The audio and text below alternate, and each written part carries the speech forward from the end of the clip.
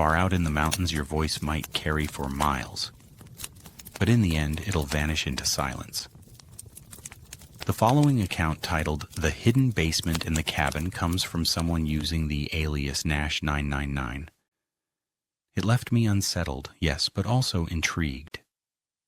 There's a disturbing discovery at its core, but it's the eerie hints of something larger, possibly even a government-linked conspiracy, that truly unnerved me. So what really happened up in the Rockies? What did Nash and his friend uncover that night? Whatever it was, it feels like knowledge someone might kill to protect. Treat this story as more than just a creepy tale. Think of it as a warning. There's a cabin in Colorado you should never step inside. Just figuring out whether I wanted to tell the story or not has been a struggle. Part of me wants to forget it happened, but another part wants me to get it out there. Maybe as a warning. Maybe to finally tell someone who might believe me. This happened in 2021 around Idaho Springs, Colorado. After what happened, I can barely pass through without getting a cold sweat. You can call me Nash. I was 24 at the time, working part-time at a tire shop while trying to finish an online business degree. But my real passion was rural exploration, documenting forgotten places in the mountains with my camera. Not for YouTube clout or money, but as a personal escape. I'd started exploring abandoned buildings as a teenager after my parents' sudden divorce wrecked my sense of stability. It gave me something quiet and broken to reflect the way I felt inside. By the time I moved into a cheap apartment in Golden with 3 friends, including my closest friend Janum, I'd turned that coping mechanism into a full hobby. Janum became my exploring partner. We had a routine: scout sites, avoid anything with signs of life, bring proper gear, and never steal or damage anything. We just wanted to document. And that's how we found the cabin. Janum discovered it on an old Forest Service map, an enormous hunting lodge abandoned after fire damage. When we got there, it looked like something from a horror film. Huge, rotting, eerily silent. Inside it was part ruin, part time capsule, half burned, half preserved in 1970s orange shag and dusty wood paneling. Then we found the trapdoor. It led to a concrete reinforced tunnel beneath the mountain, and at the end of it a chamber with power, fresh generator heat, chains in the wall, a stained mattress, tarps, and a girl. She was barefoot, bloody, unresponsive, catatonic. Her eyes were empty. She didn't move when we spoke. Then we heard the ladder rattle. Someone was coming down. A man, tall, hooded, with a jagged, brutal-looking blade. He looked at us and said calmly, "This is unfortunate." We ran. We barely escaped. Jam threw a light at him. We sprinted to the truck and tore down the mountain. The girl. We left her. We didn't have a choice. We called the police, met them, guided them to the cabin, but by then the trapdoor was sealed with a new padlock. Deputies promised to return. They never did. The next day, the sheriff's office claimed there was nothing but an old root cellar. No girl, no room, no evidence. Jam spiraled. He became convinced the man was connected. Maybe to law enforcement, maybe to something worse. Then came the note left in my car. I know both of you saw. Then a man came to our apartment. Not the same one, but he gave me a knowing smile and said, "Now I've seen. Just wanted to let you know." And gave me the same thumbs up. We tried reporting everything. The police shrugged it off. We moved out. Jam left permanently. I returned weeks later, trying to reclaim normalcy. But one night I woke up to find the front door open, and the hooded man standing in my room, blade in hand. He told me how easy it would be to make me disappear. But he didn't. He left. That was enough. That morning I moved out. Later, I heard the cabin had burned down completely. The sheriff's office said there was no evidence of anything underground. But they didn't look hard enough. To this day, I don't know who that girl was. I don't know what we found.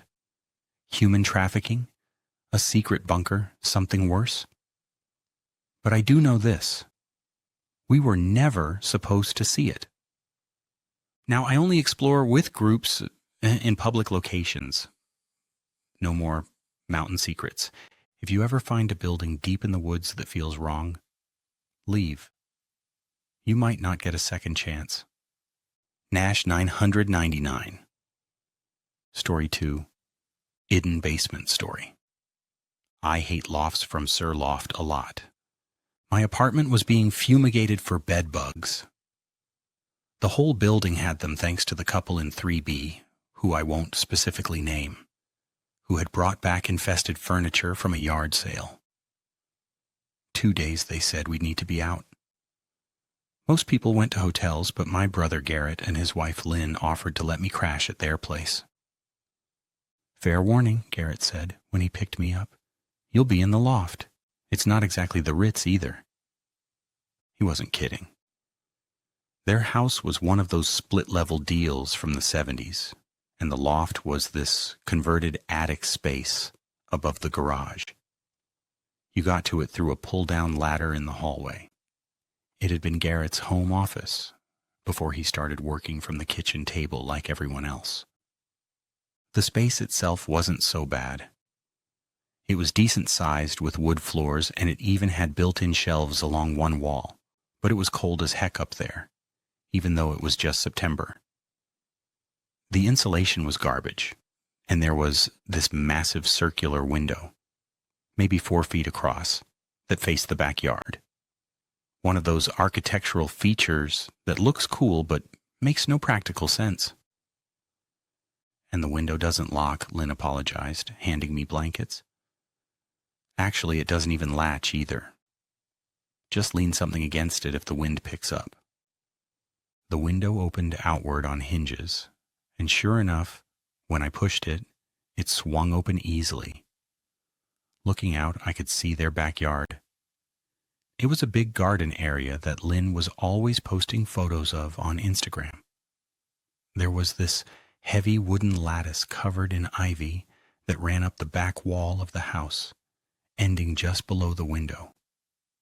It looked sturdy enough to hold a person, though at the time, I couldn't imagine why anyone would want to climb it. My nephews, 8-year-old Dustin and 6-year-old Cameron, thought it was hilarious that Uncle Pete was sleeping in the tree house, as they called it. They helped me haul up my air mattress and bag. Then Lynn shooed them off to get ready for bed. Their rooms were directly below the loft, on the 2nd floor of the house. That first night, I set up my makeshift bed in the middle of the room, right under the sloped ceiling. I had my phone, a bottle of water, and a book. Once I was settled in, it was pretty cozy, actually. Even though it was deathfully cold, I could hear the family moving around below me. There was running water and muffled TV sounds. Could even hear the kids arguing about something. Normal, happy house noise. At around midnight, I woke up needing to go pee. I'd had too much coffee at dinner. The house was quiet now. Everyone was probably in bed. I made my way down the ladder carefully, trying my best to avoid making it creak. I used the bathroom on the 2nd floor and washed my hands, then I headed back up. When I got back to the loft, my water bottle was on its side by the window. I distinctly remembered leaving it next to my pillow standing up. The window as well was open about 3 inches. I assumed I must have knocked the bottle over when I got up. Didn't notice it. Maybe the temperature change had made the window swing open a little bit. Old houses do weird things with pressure and all that. I closed it, then hung my backpack over the inner handles, which were, I guess, useless, hoping it would weigh it down to keep it from opening on its own. Then I went back to sleep.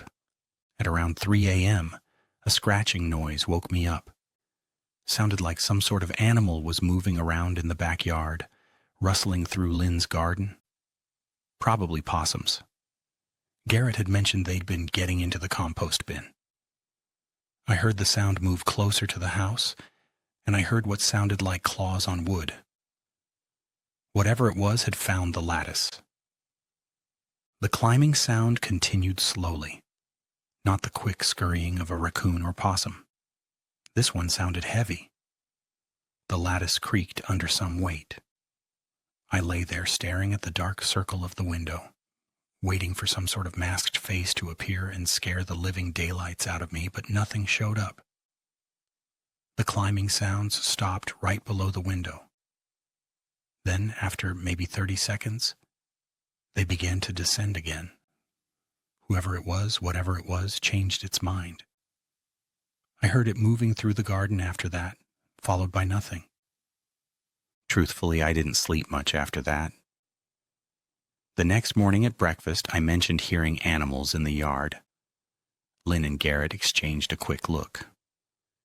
"Yeah, we get all kinds of wildlife here," Lynn said, focusing on her eggs. "Usually possums or deer." "Big possums," Garrett added. "Some of them are huge." Dustin piped up, "Tell him about the—" "Finish your cereal," Lynn cut him off. "You're going to be late for school otherwise." I spent the day out of the house, killing time at coffee shops and the library, not looking forward to another night in that loft, even though there was just one more night.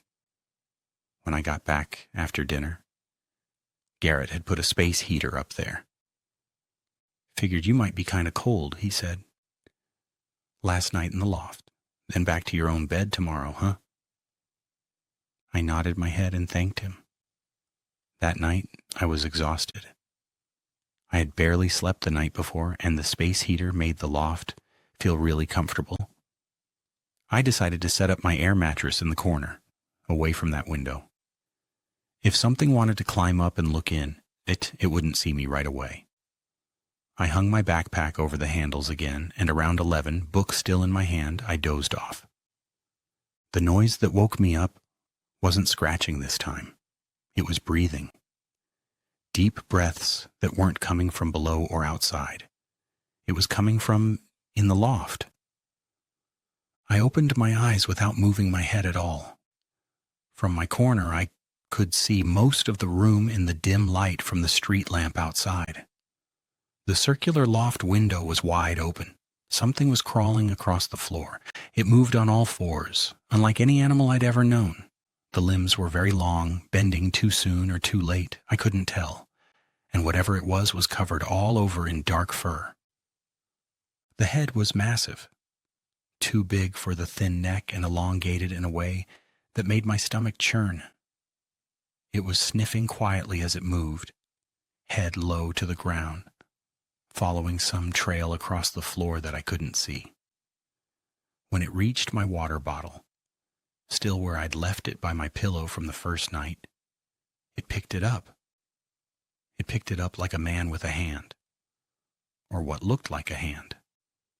I could clearly see that what it was using to grab that bottle had opposable thumbs, but those thumbs were twice as long as mine at least, each ending in a thick, dark nail.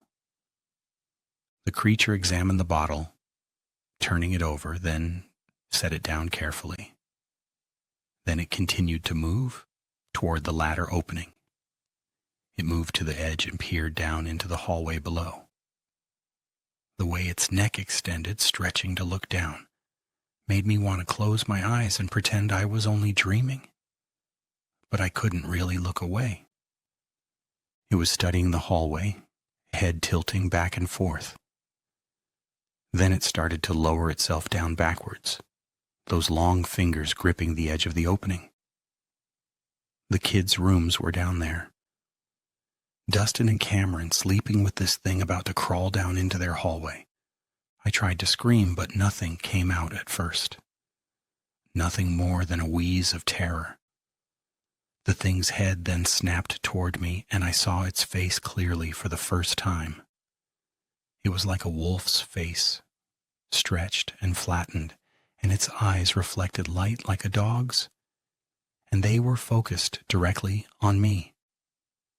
I found my voice then and screamed, really screamed as loud as I could. That thing moved faster than anything that size should be able to. It rose up right away on two legs, slamming its head into the sloped ceiling with a crack that sounded like bone or wood. It made a sound. Not quite a growl, not quite a screech, but something between the two that I could feel deep in my chest. Then it scrambled for the window, those awkwardly long limbs, flailing and knocking over everything in its path. It went through the window head first, and I heard the lattice groaning and snapping under its weight as it went down. By the time I got to the window to look out, the backyard was empty. Garrett was up the ladder 30 seconds later with a baseball bat. Lynn was right behind him. I could hear the kids crying downstairs, frightened due to my scream. I told Garrett and Lynn everything, my words tumbling out in a rush while I was still shaking. They didn't laugh at me, though, and they told me it was no dream. Lynn got teary-eyed as she told me. We've seen it 3 times now in the backyard. It's always after dark.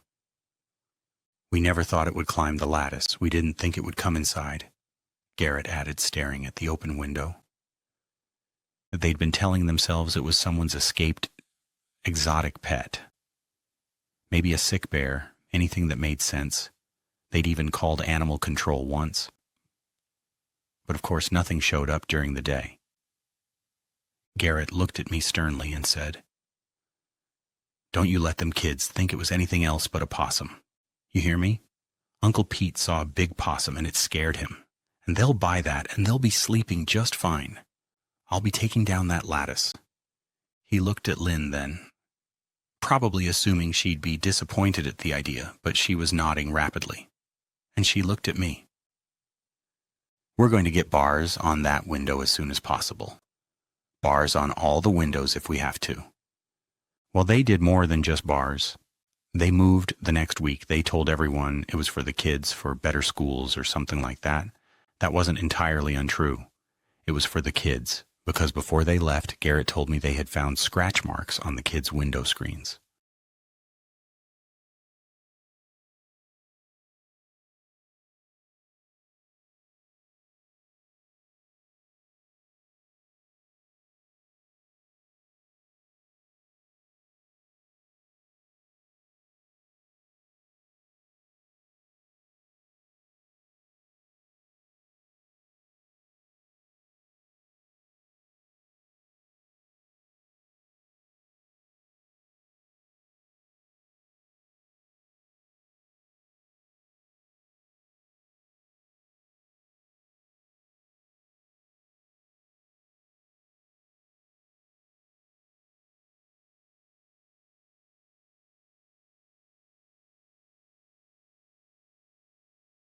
Tales from the woods and beyond the hidden basement. Deep in the mountains, your screams might travel for miles, but that doesn't mean anyone will hear them. This story, titled The Hidden Basement in the Cabin, comes from a viewer called Nash99, and it left me both unnerved and deeply curious. It involves a horrifying discovery, but what lingers is the sense of something larger at play, something hidden, possibly protected by people in high places. Could it be a government cover-up? Or something worse? Just figuring out whether or not I should tell this story was hard. Part of me wants to forget it ever happened. Another part knows I have to say it out loud, if only as a warning. It all happened in 2021, up in the Colorado Rockies near Idaho Springs. After that experience, I still can't drive through that area without breaking into a cold sweat. Call me Nash. It's not my real name, but it's the nickname my friends have used since middle school. I was 24 at the time, working part-time at a tire shop in Georgetown while trying to finish an online business degree that I've still never completed. But my real passion was what people online call urban exploration. Only out here, it's not really urban. It's rural exploration, or rurex. as we called it. I had a good camera setup, Canon 5D Mark III, and a side gig selling high-res photos of abandoned places to stock agencies and video game designers. I wasn't in it for money or YouTube fame. I was chasing something deeper, an escape maybe. I started exploring abandoned places when I was 16. After my parents' sudden and unexplained divorce, I needed something to make sense of the chaos. My family had always seemed so solid. Then, one day, my dad was gone, and no one would tell us why. That pain never left. It sat in me like a splinter. At night, I'd wander the neighborhood, eventually finding my way to an old mining office left behind from the 1960s. I'd sneak in, sit in an old chair, and smoke cigarettes I'd stolen from my mom. Sometimes I cried, sometimes I screamed into the mountain silence. Over time, the exploration became more structured. Flashlights turned into headlamps. I started carrying gloves, dust masks, and a crowbar. I learned how to read property records and old USGS maps to locate hidden or long-forgotten sites. Eventually, I got my friend Janum into it too. He'd always been there for me. He threw me a birthday party when my dad forgot, got me a job when I was unemployed. He wasn't just along for the ride. He dove headfirst into the research, obsessing over old hunting lodges, mining camps, even sanitariums. And then we found that cabin. Janum spotted it on an old Forest Service map, a huge lodge between Idaho Springs and Mount Evans, abandoned since the 70s after a fire damaged part of the roof. The place was massive, 8,000 square feet with multiple outbuildings. We drove up on a cold, moonlit Saturday night, parked behind some trees, hiked in. The place was half rotted, but the carvings on the front door were still intact. Bears, elk, mountains. You could tell someone had once cared.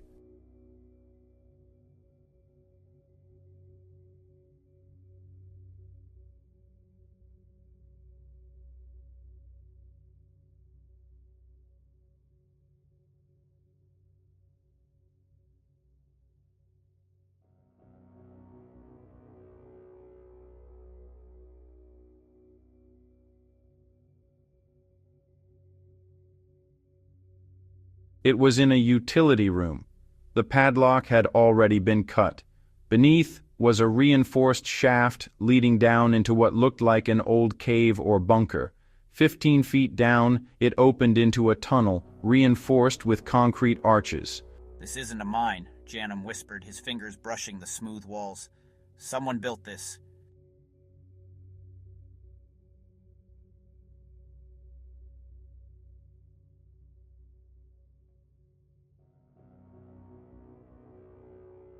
Then we heard her.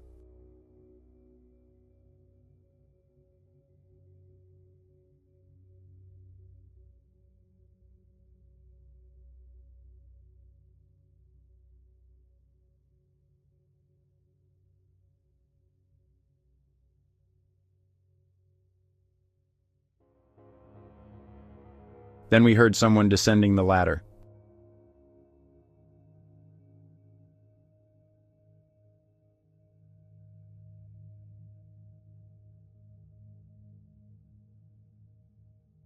"Well," he said, "this is unfortunate." Janum threw a light at him and we ran. We made it to the Forerunner and tore down the mountain road, gasping, heart pounding. I called the cops once we got service. They said they'd meet us at the forestry road, but when they arrived, the trap door had been sealed with a new padlock. They promised to come back with a team. They never did. Later, we received visits, notes. A man outside our apartment giving us the same mocking thumbs up the hooded man had given me. Then the man came into my apartment at night. He stood in the shadows of my bedroom, whispering how easy it would be to make me vanish. He had my name, my address. I escaped out the window and ran for help. Only then did the police take me seriously. Weeks later, the cabin burned to the ground. No evidence remained. Nothing. But I remember. I remember her eyes, vacant, broken, and I remember the sound of his voice, telling me how easy it would be. White Thing submitted by Bird. I live in the Alabama woods, and while I love it out here, I've seen things I can't explain. My brother and I each have a big Great Dane, and every few nights they go nuts, barking, chasing into the woods. But when I run outside, they're already on the porch, staring into the forest like something's watching. During whitetail season, my dad asked me to take my young cousin hunting. I couldn't say no. We hiked to an old hunting house overlooking a clearing and a creek. We didn't see any deer, but I saw a flash of white moving quickly through the underbrush, about 4 feet off the ground. I assumed it was a deer tail, but it didn't move like one. Then we heard it. Something walking along the other side of the creek, stopping and starting in weird, uneven bursts. It stayed out there for 45 minutes, circling. I convinced myself it was nothing. Night fell. We left. But my cousin forgot his camo bag. I told him I'd get it. I drove the four-wheeler down, grabbed the bag, and then saw it. A small white figure darting just out of my headlights' reach. I took off, but I heard it, splashing through the creek behind me at an impossible speed. In my taillights I saw it, a pale humanoid with black hair hanging down its body, running on all fours. I made it home, knife in hand. It was gone, but my cousin had seen it too, from the window.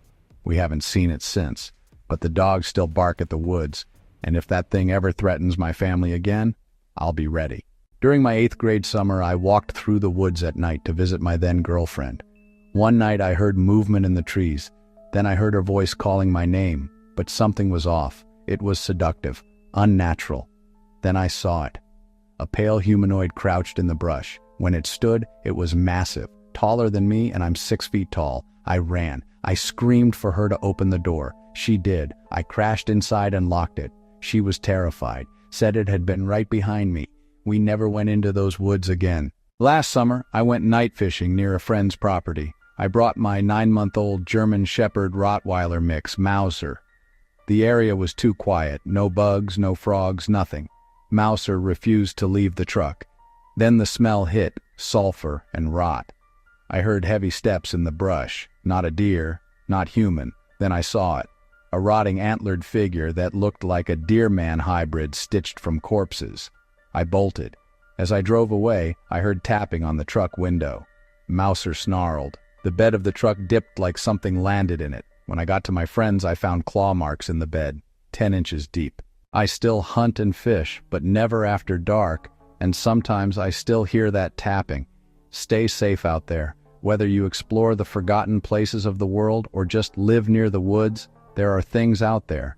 Some of them watch, some of them wait, and some of them remember you.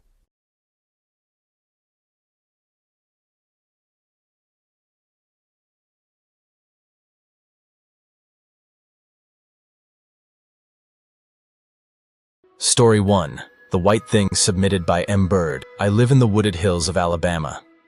I'm 17, still in high school, and I live with my parents on a property surrounded by thick forests. Honestly, I love it out here. The silence, the fresh air, the feeling of isolation. But that sense of peace gets shattered every so often by things I can't explain. Things that make me question whether being this far out in the country is a blessing or a curse. My brother and I each have Great Danes, massive dogs built like tanks. My dog's a little bigger than his, and every few nights, they go absolutely ballistic, barking like they're trying to scare something off, racing toward the tree line like they've spotted a threat. But when I race out after them, ready to yell or check what's wrong, I find them already back on the porch, frozen and staring out into the trees. Even when I open the door, they don't move. They just stare. At first, I chalked it up to echoes in the woods, or maybe a deer running through. But then came the hunting trip. It was whitetail season. I'd been too busy with wrestling to hunt that year, but my dad called me up one weekend and asked if I could take my little cousin out. He was hyped beyond belief, and I couldn't say no. We took the four-wheeler out past the creek and up to an old hunting shack overlooking a field. The place is tucked into a natural clearing, with thick brush to the right, and the field stretching hundreds of yards ahead. It's a perfect spot for deer. We didn't get anything, but I saw something that still lingers in my mind. A flash of white, 4 feet off the ground, darting through the trees at high speed. I thought maybe it was a deer's tail, but it moved too fast, too smooth. Then we heard it. Something moving, no, stalking, on the other side of the creek. Its footsteps were loud and uneven. It would walk, stop, then start again. My cousin thought it was a deer. I knew better. We stayed still and waited, but the steps never came closer. Then the sun went down. We headed home. That's when my cousin remembered he'd left his camo bag at the shack. I didn't want him to be upset, so I told him to stay put, and I'd go back. I took the Yamaha Grizzly, flew down to the shack, grabbed the bag, and that's when I saw it. A small white figure dashed just out of my headlight beam. It was fast, human-shaped, but small, and definitely not human. Black hair hung down past its shoulders. I froze, but only for a second. Then I gunned it. The four-wheeler tore through the brush and into the creek. That's when I heard the splashing, behind me. Whatever it was chasing me, moving way too fast. The engine was screaming, and still I could hear its footsteps gaining. I looked back for just a moment and saw it again, lit up by the red glow of my taillights. It was following, arms swinging, black hair flailing in the wind. And it was grinning. I hit a bump, flew through the air, and landed hard, just feet from the driveway. I didn't stop. I skidded into the yard, grabbed my knife, and prepared to fight. But there was nothing there. Except my cousin. Inside the house, pale and shaking. He'd seen something. "Were you running from it?" he asked. I lied and told him I was messing around. Later, my dad asked why I drove the four-wheeler like a maniac. I didn't answer. Just went to bed and stared at the ceiling for hours. We haven't seen it again since. But the dogs still bark, and I still keep that knife under my pillow. If I ever see that thing again, and it comes for my family, I won't hesitate. Story 2. Shadows in the Ohio Woods, submitted by Anon from 4chan. Southern Ohio is beautiful in summer. Quiet. Peaceful. But if you believe what the internet says, and I do, it's also home to things best left alone. Things ancient and inhuman. I never thought I'd run into one myself. But a year ago, I did. I'm 21, part German, and I grew up with two loves: the outdoors and the internet. When I wasn't hunting coyotes or fishing with friends, I was online, lurking 4chan and reading every creepy skinwalker and Wendigo thread I could find. They fascinated me, but they always felt like fiction. That changed one night. I'd just gotten off work and decided to head to a pond behind my buddy's place to do some night fishing. I had my rods, a pack of chicken liver, and my 9-month-old pup Mauser with me. He's a Rottweiler German Shepherd mix. Big, loyal, not easily scared. The sun had just dipped below the trees when we got there. Everything was silent. No bugs, no frogs, no wind. Just nothing. That should have been my first warning. As I set up, Mauser growled low, then jumped into the truck and refused to come out. His ears were flat. His eyes locked on the tree line. I tried to coax him out, but he just whined. I'd never seen him like that. Then the smell hit. Sulfur and rot, like something dead had been sitting out in the sun for days. My skin crawled. I scanned the woods. Crunch. Crunch. Footsteps. Deliberate. Slow. Something was watching me, stalking me. I turned slowly. And there it was. A creature, about 50 feet away, barely visible through the trees. It had long limbs, a rotting torso, and twisted, broken antlers. Its skin looked stretched over its bones like it had been stitched together. I couldn't breathe. I dove into the truck, slammed the door, and floored it. Mauser barked non-stop, his eyes on the truck bed. Then I felt it. A heavy thud. Something had landed in the back. I didn't look. I couldn't. But I heard the tapping. Tap. Tap. Tap. A claw, or a finger, dragging slowly across the back window. Then came the screech. Not human. Not animal.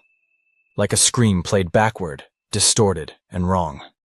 I drove faster, swerving down the dirt path, praying I wouldn't crash.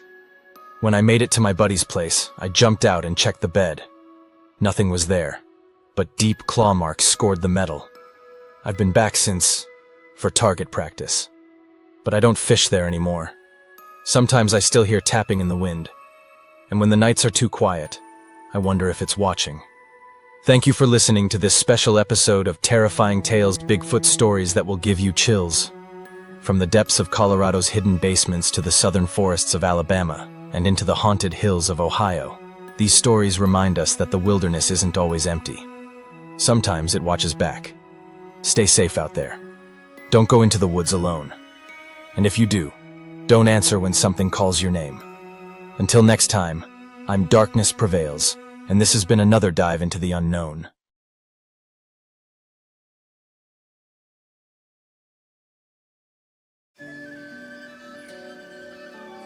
I came to Lee Vining for peace, to escape the city, to be alone. The mountain town was small, isolated, perfect. The houses huddled together, dwarfed by the vast wilderness. I felt a thrill, a sense of starting anew. Here, surrounded by towering pines and silent valleys, I could finally breathe. My cabin was a mile from town, nestled deep in the woods. It was old, with creaking floorboards and a wood-burning stove. The air inside was musty, filled with the scent of pine needles and damp earth. I didn't mind. It felt like a sanctuary, a place where I could finally be myself. The first few days were idyllic. I spent my time hiking, exploring the trails that crisscrossed the mountainside. I felt my worries melt away with each step, replaced by the quiet rhythm of the forest. But something about the woods unsettled me. The silence was never truly silent. It was alive with unseen movement, with rustling leaves and the snapping of twigs. I told myself it was just animals, but a prickle of unease lingered at the edge of my mind. I began to notice things, small details that sent shivers down my spine. One evening, as dusk settled over the mountains, I saw it. A flicker of movement in the trees at the edge of the clearing. I stopped, holding my breath, my heart pounding in my chest. There, half hidden among the pines, was a figure. Tall and slender, it seemed to melt into the shadows, its edges blurring like smoke. I blinked, and it was gone. I told myself it was just a trick of the light, a figment of my imagination. But the image lingered, seared into my mind. The way it seemed to watch me, cold and calculating, sent a chill down my spine. That night, I lay awake for hours, listening to the wind howling through the trees, imagining eyes peering through the darkness. The sightings became more frequent, always at the periphery of my vision, lurking in the shadows. They were tall, impossibly thin, their forms shifting and wavering like heat haze. Their movements were unnervingly fluid, like predators stalking their prey. I tried to rationalize them, to explain them away as branches or shadows. But deep down, I knew the truth. I was being watched. The woods, once a source of peace, now filled me with dread. I stopped hiking, afraid of what I might encounter. I felt exposed, vulnerable in my isolated cabin. The silence, once comforting, now pressed in on me, suffocating me. Every creak of the floorboards, every rustle of leaves outside my window sent my heart racing. I was a prisoner in my own sanctuary. Then came the sounds, whispers carried on the wind. They seemed to come from everywhere and nowhere at once, low, guttural murmurs that sent shivers down my spine. Sometimes I'd catch snippets of words, fragments of sentences that made no sense. They spoke of things unseen, of ancient rituals and forgotten gods. One night I woke to a scratching at my window. I sat bolt upright in bed, my heart pounding in my chest. The scratching continued, insistent, desperate. I forced myself to approach the window, my hand trembling as I reached for the curtain. A cold blast of air hit me as I pulled it back, but there was nothing there. Only the dark outline of the trees, swaying in the wind. I searched the perimeter of the cabin, but found no sign of an intruder. Yet, I couldn't shake the feeling that something was watching me. its unseen eyes boring into my back. The encounter happened on a night choked by fog. It rolled in from the valley, thick and heavy, swallowing the trees whole. I was trapped inside, the silence broken only by the crackling of the fire. Then I saw it. A figure, standing at the edge of the woods, its eyes glowing like embers in the darkness. It was closer this time, close enough to make out its features. Its skin was stretched taut over its bones, as pale and smooth as bone china. Its eyes were pits of darkness, devoid of warmth or recognition. It took a step towards me, and I felt a terror so profound that it stole my breath. I stumbled back, my hand instinctively reaching for the doorknob, but as quickly as it had appeared, it was gone. The fog seemed to swallow it whole, leaving behind only an unnerving stillness. I haven't seen it since, but I feel its presence everywhere. In the rustle of leaves, the creak of the floorboards, the silence that presses in on me from all sides. Now I sit in the dark, lights off, holding my breath as heavy footsteps circle the cabin. There's more than one out there. I can feel them, brushing against the walls, testing the windows. I came here for solitude.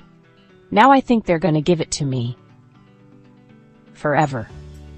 Because they move when I blink, and I'm running out of time to keep my eyes open. Late October, northern Wisconsin, near the Chequamegon Forest, Tom and Lisa, longtime campers, drove their old pickup deep into the Chequamegon Forest for a weekend getaway. They pitched their tent high up on a ridge overlooking a lake, surrounded by tall pines. After dark, the wind died down and the forest seemed to hold its breath. Around midnight, Lisa awoke to something brushing the side of the tent, soft, deliberate, like fingernails on fabric. When they both sat up and shone a flashlight into the trees, they saw two large amber eyes staring back from perhaps 30 feet away. The creature didn't move, but the rustle of leaves marked its every breath. It's just deer. But deer don't walk on two legs, and they don't stare motionless for minutes at a time. The next morning, giant footprints circled the ridge, each easily twice the size of Tom's boot, heel to toe. They packed up and left before sunrise, without a word, except for heavy breathing and panicked glances in the rearview mirror. Late August, remote lakeshore in British Columbia. A solo fisherman named Mark anchored his canoe on a remote lake. He planned to camp on the shore overnight, sleeping under the stars. I figured I'd have the whole place to myself, just me, the water, and the sky. Shortly before midnight, a roar ruptured the stillness, deep, resonant, and echoing across the water for nearly a minute. He jolted awake, silently paddling toward the opposite bank. That sounded, it wasn't any animal I'd ever heard. I just wanted to get as far away as I could, real quiet-like. As his lantern cast light across the water, he saw two massive upright figures among the trees, side by side. They didn't move. He didn't hold the light long enough to confirm what he saw. At dawn, he found hundreds of large footprints in the mud, 12 inches long, spaced in a deliberate pattern, one set leading to the water's edge, then back inland. He left without breakfast. I ain't ashamed to say I packed up and got out of there fast as I could. Late summer, Flathead National Forest, Montana. A father and his teenage son stayed in a backcountry cabin near a glacial stream. On their third night, branches snapped in the dark, followed by heavy thumping across the water. I told my boy to stay real quiet. You could feel something out there just beyond the dark. Through the window they saw a dark figure cross the stream, upright, arms long, stride slow. It paused on the far bank and turned its head toward them, two eyes glowing faintly in the moonlight. Then it vanished. I ain't never seen anything like it. Those eyes, they just stared right through you. The next morning they found a hollow mound near the cabin's woodpile, lined with stone, packed with fur. Something about it being a den gave me the creeps. They left early. October hunting trip. Cascade Mountains, Oregon. 3 hunters set up deep in the Cascades, far beyond marked trails. They were tracking deer by day, relaxing around the fire by night. It was the perfect spot, or so we thought. On the second night, a strange call broke the stillness. A low grunt, then a whooping sound, long and unnatural. At first they thought it was elk, but the sound shifted into something like human breathing, heavy and close. One of them scanned the ridge and saw a figure step from the trees. Tall, broad-shouldered, upright. Not a man, not a bear. They lowered their rifles. I'll tell you, whatever that was, it wasn't anything we'd ever hunted before. The next morning, they found massive prints beneath a pine tree, 14 inches long, toes wide. They said nothing, packed their gear, and left quietly before the sun had fully risen. Sometimes the woods just tell you when it's time to go. Summer evening, disused trail in Idaho Panhandle National Forest. Amanda and Ryan were biking an old logging trail when the light began to fail. Shadows stretched long, and the wind stilled. Ryan's headlight caught a shape on the path ahead. Tall, wide, upright. It stood still, partially obscured by branches. Then it turned and stepped into the woods. They stopped. The forest went silent. Then leaves shifted nearby. Slow, purposeful movement. They turned and pedaled back, fast and silent. At home, they checked a camera mounted to Ryan's helmet. A blur of fur and the faint outline of legs stepping off the trail was all they had. Ryan hasn't gone back.